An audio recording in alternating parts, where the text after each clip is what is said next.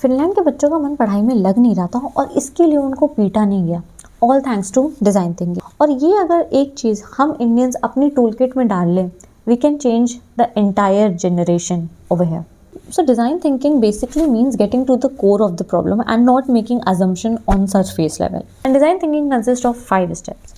First is empathize. Finland में बच्चों को इसलिए नहीं पीटा गया क्योंकि उनके नीड्स, मोटिवेशन और एक्सपेक्टेशंस को पहले समझा गया through observation and immersion instead of directly judging them कि ये बच्चा ही खराब है। Second is define.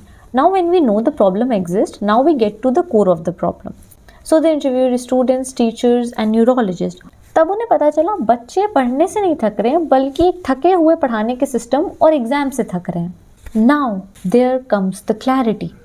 पहले हमने जज नहीं किया, उनकी प्रॉब्लम को समझा, फिर हमने क्लैरिटी लाई कि ये प्रॉब्लम इमर्ज कहाँ से हो रही. Then comes the last 3 steps: ideate, prototype and test. So ideate stage में हम ऑल पोटेंशियल सॉल्यूशंस को कंसिडर करते हैं without judging.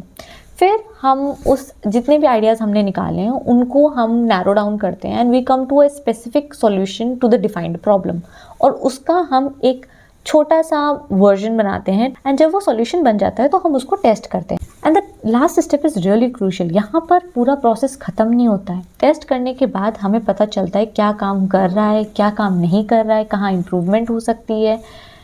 And then the cycle begins again. And this is an iterative, non-linear cycle.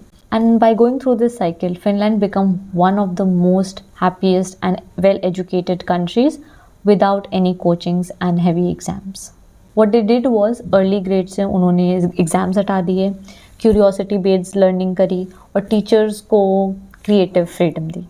So with design thinking, we can build a system that adjusts to the people's need rather than people adjusting to the system. See you tomorrow with a new video.